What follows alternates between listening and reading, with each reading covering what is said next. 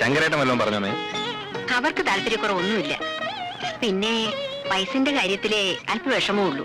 ഓ, ഇനി ജാതകം ചേരാതെ വരുമോ എന്തോ? ആ, ഇത് നടക്കുമെന്നാ എന്റെ മനസ്സ് പറയുന്നത്. നിന്റെ ജാതകം അവര് ചോദിച്ചു.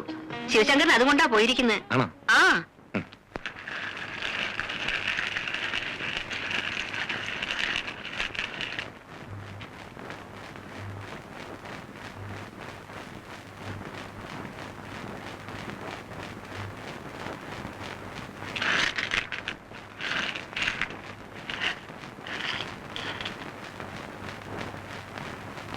ഈശ്വരാധീനം കൊണ്ട് ഈ ജാതകങ്ങളുടെ ഗണം രണ്ടും ഒന്നാ. അതായത് ഗുണം 10 എന്നർത്ഥം. പ്രശ്നമാർഗത്തിൽ ദീർഘദാമ്പത്യത്തിന് 23 പൊരുത്തങ്ങളാ പറയണത്. ഇവിടെ ഭാഗ്യം പോലെ ഒക്കെ ഒത്തു വന്നിരിക്കണു. അടുത്ത കാലത്തൊന്നും ഇത്ര വിശേഷമായിട്ടൊരു പൊരുത്തം ഞാൻ കണ്ടിട്ടില്ല. വേറെ എന്ത് തടസ്സം ഉണ്ടാച്ചാലും അതൊക്കെ അങ്ങോട്ട് ഒഴിവാക്കി ഈ ജാതകങ്ങൾ തമ്മിൽ കൂടി ചേർക്കുക. എല്ലാം ഉത്തമമായിരിക്കും.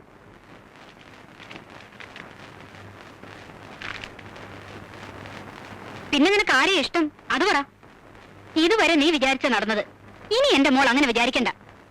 ഞങ്ങളുടെ തീരുമാനത്തിന് വിലയുണ്ടോന്ന് അറിയണമല്ലോ. എന്താ? അവൾക്ക് ഈ വിവാഹം ഇഷ്ടമല്ലെന്ന് ഏക്കും ചൊല്ലുമില്ലാതെ വളർത്തിയതിന്റെയാ. എന്താ മോളെ കാര്യം? അവൾക്ക് അയാളെ ബോധിച്ചില്ല, അത്ര തന്നെ. പ്രായം ലേശം കൂടുതലുണ്ടെന്നല്ലാതെ എന്താ നന്ദകുമാറിന് കുറവ്? നിന്റെ അമ്മയും ഞാനും തമ്മിലുള്ളല്ലോ 10-12 വയസ്സ് വ്യത്യാസം. പ്രായത്തിന്റെ ഒന്നുമല്ല, എനിക്ക് ഇഷ്ടമല്ല. അതിന്റെ കാരണമാ അച്ഛൻ ചോദിച്ചത്. കാരണമൊന്നും എനിക്കറിയില്ല. എന്റെ മനസ്സിനെ അയാളെ ഇഷ്ടപ്പെടാൻ പറ്റുന്നില്ല. നിന്റെ മനസ്സിൽ മാത്രം എന്താ ഇത്ര പ്രത്യേകത? വേറെ എന്തെങ്കിലും ഉദ്ദേശം ഉണ്ടെങ്കിൽ അത് മനസ്സിൽ തന്നെ വെച്ചാ മതി.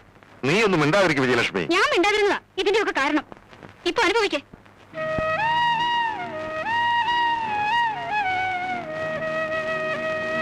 മക്കളെ നിലയ്ക്കും വിലയ്ക്കുമല്ല വളർത്തിയെന്ന് പറഞ്ഞ് നിങ്ങളുടെ അമ്മേനെ എപ്പോഴും കുറ്റപ്പെടുത്തിയിട്ടുണ്ട്. ഒരു സർക്കാർ ജീവനക്കാരന്റെ പ്രാരാബ്ധങ്ങൾ ഒന്നും അറിയിക്കാതെയാ ഞാൻ നിങ്ങളെ വളർത്തിയത്. നിങ്ങളുടെ ഒരാഗ്രഹങ്ങൾക്കും ഈ അച്ഛൻ ഇതുവരെ എതിര് നിന്നിട്ടില്ല. അതൊന്നും വേണ്ടിയിരുന്നില്ല എന്ന് അച്ഛൻ ഇപ്പോഴും തോന്നിയിട്ടില്ല.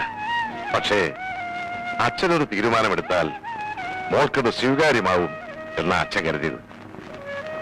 ആദ്യം തന്നെ ഞാൻ അയാളെ വെറുത്തുപോയി. ഇനി എനിക്ക് ഇഷ്ടപ്പെടാൻ ഒരു കാരണവുമില്ലാതെ ഒരാളുടെ വെറുപ്പ് കാണിക്കുന്നത് എന്താണെന്ന് എനിക്ക് മനസ്സിലാകാത്തത്. നന്ദകുമാറിന് സ്വന്തമായൊരു ജോലിയുണ്ട്, സമൂഹത്തിൽ മാന്യമായ സ്ഥാനം, സ്വന്തമായ ആദർശവും അഭിപ്രായമുള്ള ചെറുപ്പക്കാരൻ. വീട്ടിൽ വേറെ ബാധ്യതകളില്ല. മകൾക്കൊരു ഭർത്താവിനെ കുറിച്ച് ചിന്തിക്കുമ്പോ ഒരച്ഛനെ കൂടുതൽ എന്താ ആലോചിക്കാനുള്ളത്? അച്ഛൻ പറയുന്നതെല്ലാം ശരിയായിരിക്കും. പക്ഷേ ഞങ്ങൾ തമ്മിൽ ഒരു ചേർച്ചയില്ല. അതിനെ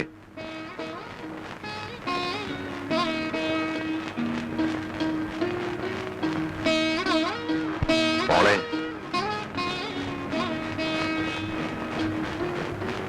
മോൾക്ക് ഇങ്ങനൊരു ആലോചന നടക്കുന്നുവെന്ന് അറിഞ്ഞിട്ടും മോൾ എതിർപ്പൊന്നും പറഞ്ഞില്ല.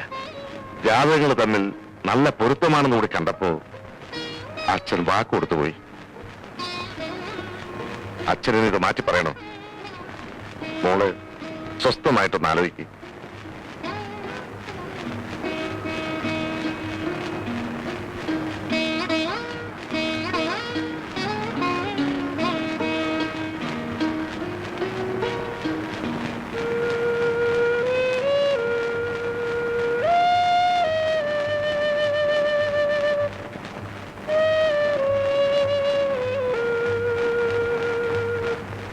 പിന്നെ അപ്പോഴത്തെ ദേഷ്യത്തിൽ ഞാനങ്ങനെ പറഞ്ഞെങ്കിലും ആലോചിച്ച് നോക്കിയപ്പോ അവള് പറഞ്ഞാലും കാര്യമുണ്ടെന്ന് തോന്നുന്നു. അവൾക്ക് ഇഷ്ടമല്ലെങ്കിൽ പിന്നെ നമ്മൾ നിർബന്ധിക്കണോ? നീ എന്താണ് പറയുന്നത്? അവളുടെ ഭാവിയുടെ സുരക്ഷിതത്വമല്ലേ നമ്മൾ നോക്കേണ്ടത്? അതിൽ കൂടുതലായിട്ട് ഒരു മകൾക്ക് വേണ്ടി അച്ഛനെ കൊണ്ട് എന്താ ചെയ്യാൻ കഴിയുക?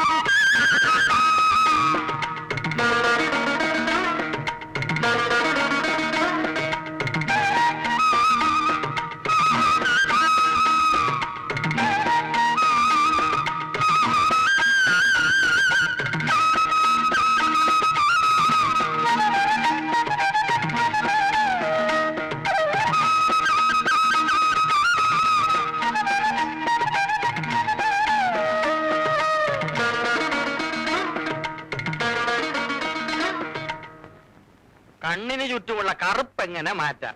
അത് ശരി. പബ്ലിക് പ്രോസിക്യൂട്ടർ നന്ദകുമാറിന്റെ മുറിയിൽ ബ്യൂട്ടി പാർലർ എപ്പോ തുടങ്ങി? ഒരല്പം മര്യാദ വേണം. ഈ കഥകിനൊന്നും മുട്ടിയിട്ട് ഞാൻ അകത്തോട്ട് ആ, പിന്നെ കഥകിന് മുട്ടി അനുവാദം മേടിച്ച് അകത്ത് കയറാൻ ഇതെന്താ രാമസ്വാമിയുടെ ചേമ്പറോ? കല്യാണം നടക്കുമെന്നായതേ ഉള്ളൂ, സ്വന്തം കൂട്ടുകാരനെ തടയാനുള്ള ശ്രമം തുടങ്ങി. എന്താ എനിക്കൊന്നും പറ്റുകയില്ലേ? പിന്നൊരു കാര്യം, പാൽപ്പാട പുരട്ടുകൊണ്ട് മാത്രം ഈ മുഖത്തെ രൗദ്രഭാവം മാറില്ല, അതിന് പ്ലാസ്റ്റിക് സർജറി തന്നെ വേണം. കുറെ പേരെ വാദിച്ച് തൂക്കിലേറ്റിയതല്ലേ, വെറുതെ എന്തിനാ പാലിന്റെ വിറ്റാമിൻ കളയുന്നത്? ആ, ഈ അറിവ് പകർന്നു തരാനായിരിക്കും അവിടുന്ന് ഇപ്പൊ ഇങ്ങോട്ട് എഴുന്നള്ളിയത്. വെരി വെരി സോറി, അതിനല്ല. പിന്നെ അതിന് അയ്യോ, ഞാൻ മറന്നുപോയല്ലോ. ഞാൻ എന്ത് പറയാനാ ഇങ്ങോട്ട് ഇടിച്ചു കളിക്കറി വന്നേ? എടാ, ഒരാഴ്ച നീ ലീവ് എടുത്ത് വീട്ടിലിരുന്നാലും ഇത് ഓർമ്മ കിട്ടിയത്. അമ്മേ പാൽപ്പാട. അന്തരോട് എന്തെടുക്കുക? മുഖം തുടക്കറിയാ. എന്താ രണ്ടും കൂടി ഇതിനകത്തുണ്ടായിരുന്നോ? ആ, എന്താ? ജമാൽ എത്ര നേരമായി ഇവിടെ വന്ന് കാത്തിരിക്കുന്നു? അയ്യോ, ഏ? അത് പറയാനാ ഞാൻ ഇങ്ങോട്ട് വന്നത്. ഏ. സാറിന്റെ ഗുമസ്തൻ ഗുലിമാലി ജമാല് കാണാൻ വന്നിരിക്കുന്നു. ഇന്നത്തെ ദിവസം പോക്കാ. ആർക്ക്? അല്ല, എന്റെ. പോടാ ഇറങ്ങ്. കേസ് കെട്ടൊക്കെ നേരത്തെ കൊണ്ട് തരണമെന്ന് ഞാൻ പറഞ്ഞല്ലോ. നേരത്തെ തന്നെ ഇറങ്ങിയതാണ് സാറേ. അപ്പോഴാണ് സെക്കൻഡ് വൈഫിന്റെ ബാപ്പാക്ക് കോളറാന്നും പറഞ്ഞ് അവൾ അളാപ്പ് വന്നത്. അറിഞ്ഞ സ്ഥിതിക്ക് അവിടം വരെ ഒന്ന് പോകാതിരിക്കാതെ പറ്റുമോ? അങ്ങനെ ഇരിക്കെ ഇറങ്ങിയേക്കാന്ന് എത്തിയപ്പോഴാണ് ഫസ്റ്റ് വൈഫിന്റെ ബാപ്പാക്ക് ബസൂരി എന്നും പറഞ്ഞ് അവൾ അളാപ്പ് വന്നത്. ഇതെല്ലാം കൂടി കേട്ടപ്പോ പടച്ചോനാണ് നമുക്ക് ഒരു ലൂസ് മോഷൻ. അതാണ് വരാൻ വൈകി. ഇപ്പൊ മോഷണം കുഴപ്പമൊന്നുമില്ല. ഇപ്പൊ കുഴപ്പമൊന്നുമില്ല. ആ, ഇതാ നാളെ ഏതൊക്കെയാ കേസ്? CP 38/87, CP 52, അതൊക്കെ പറഞ്ഞു. CP 22/88, സെഷൻസ് 3/90, സെഷൻ 2 ആ, മതി മതി മതി മതി. നാളെ രാവിലെ 8 മണിക്ക് ഓഫീസ് തുടങ്ങണം. ഓ മജിസ്ട്രേറ്റ് കോർട്ടിലെ കേസിന് ബാലേന്ദ്ര അപ്പിയർ ചെയ്യട്ടെ. ആ.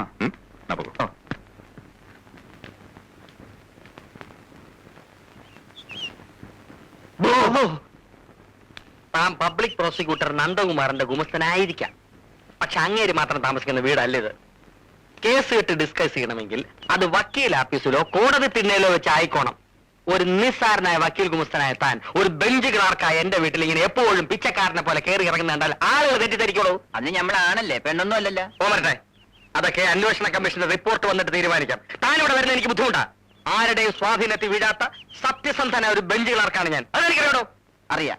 ആ സാറും നന്ദകുമാർ സാറും 10ാം ക്ലാസ് വരെ ഒരുമിച്ച് പഠിച്ചവരാണെന്നും ആ നന്ദകുമാർ സാറിന്റെ വിദ്യാഭ്യാസ രേഖ ഇടയ്ക്ക് വെച്ച് മുറിയാതിരുന്നതുകൊണ്ട് ആ.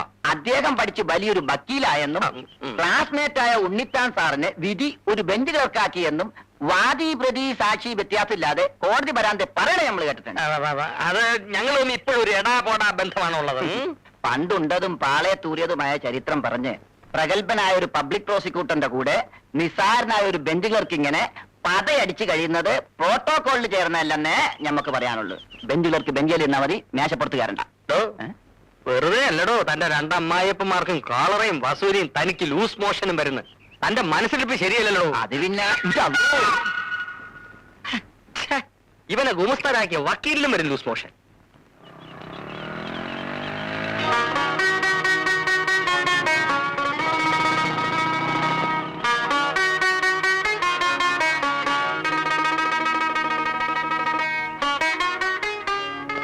എന്തിനാ അത്യാവശ്യമായിട്ട് കാണണമെന്ന് പറഞ്ഞത്? അച്ഛനും അവർക്ക് വാക്ക് കൊടുത്തു. എന്നിട്ടും ഭാനുവേട്ടൻ ഇങ്ങനെ ഇൻഡിഫറന്റ് ആയിട്ട് നിൽക്കുന്ന എനിക്ക് മനസ്സിലാവാത്തത്. ഞാൻ എന്ത് ചെയ്യണമെന്ന് നീ പറയുന്നത്? ആ വക്കീലിന്റെ പ്രപ്പോസൽ എങ്ങനെയെങ്കിലും ഒന്ന് മുടക്കണം. ഭാനുവേട്ടനെ കൊണ്ട് പറ്റുമോ? ഭാനുവേട്ടനെ കൊണ്ട് പറ്റുമോ എന്ന് ചോദിച്ചാൽ എനിക്കിന്ന് കല്യാണം മുടക്കല പണി. എടുത്തു ചാടി ഒരു ഡിസിഷൻ എടുക്കാതെ നല്ലതുപോലെ ഒന്ന് ആലോചിച്ചിട്ട് പോരെ? ആലോചിക്കാനൊന്നുമില്ല. അച്ഛനും അമ്മയും ആഗ്രഹിക്കുന്ന പോലെ എന്നെ അയാളുടെ തലയെ കെട്ടിവെക്കണമെന്നാണോ ഭാനുവേട്ടന്റെ ആഗ്രഹം? ഈ ലൈഫ് എന്ന് പറയുന്നത് നമ്മൾ കൂട്ടുകാരോടൊപ്പം മരത്തണലിൽ ഇരുന്ന് സ്വപ്നം കാണുന്ന പോലെ സിമ്പിൾ അല്ല. ഭാവനയിൽ കെട്ടിപ്പടുക്കുന്ന ജീവിതത്തിൽ നമുക്ക് ആരെ വേണമെങ്കിലും സ്നേഹിക്കാം, വിവാഹം കഴിക്കാം, ആരും നിയന്ത്രിക്കാൻ വരില്ല. പക്ഷെ പ്രാക്ടിക്കൽ ലൈഫിൽ നമ്മൾ ചില നിയന്ത്രണങ്ങൾക്ക് കീഴടങ്ങിയേ പറ്റൂ. മാത്രമല്ല, അത്രയ്ക്ക് നെഗ്ലക്ട് ചെയ്യേണ്ട ഒരു പ്രപ്പോസലാണെന്ന് എനിക്ക് തോന്നുന്നില്ല. അഡ്വക്കേറ്റ് നന്ദകുമാറിനെ കുറിച്ച് ഞാൻ അന്വേഷിച്ചു. എല്ലാവർക്കും നല്ലതേ പറയാനുള്ളൂ. അയാളെ കുറിച്ചുള്ള ഭാനുവേട്ടന്റെ ഒപ്പീനിയൻ അറിയാനല്ല ഞാൻ വിളിപ്പിച്ചത്. എന്തറിയാനാ വിളിപ്പിച്ചത്? കുന്തം അറിയാൻ. ഛെ, അതല്ല ഞാൻ. മതി മതി, എല്ലാവരുടെ സ്നേഹം എനിക്കിപ്പോ മനസ്സിലായി. ഛെ, ഞാൻ പറയുന്നത് കേക്ക്. എനിക്കൊന്നും കേൾക്കണ്ട.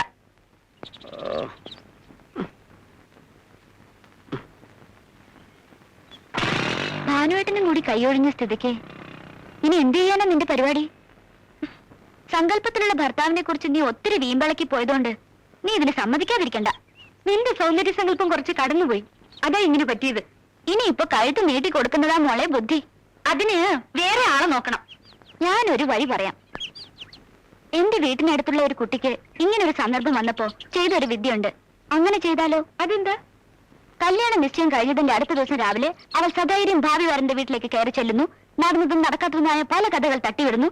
ഭാവി വരൻ ഫ്ലാറ്റ്. പിന്നീട് അവള് സന്യസിക്കാൻ പോയെന്ന് നാട്ടുകാർ പറയുന്നത് കേട്ടത്. ഐഡിയ.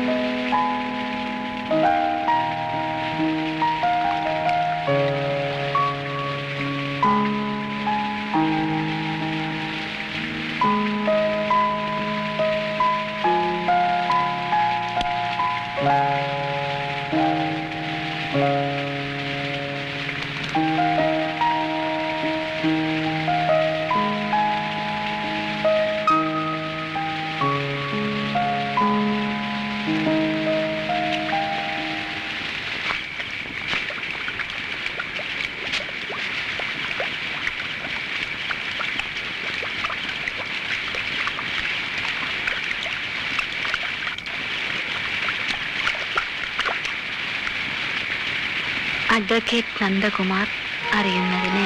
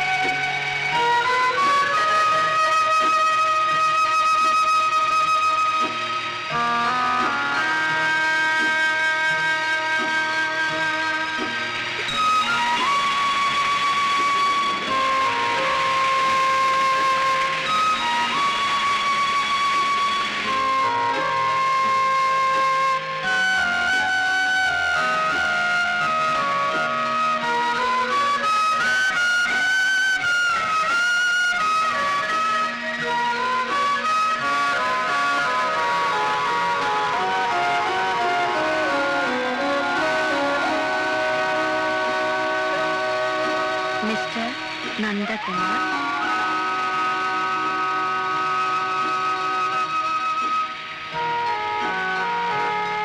അഡ്വക്കേറ്റ്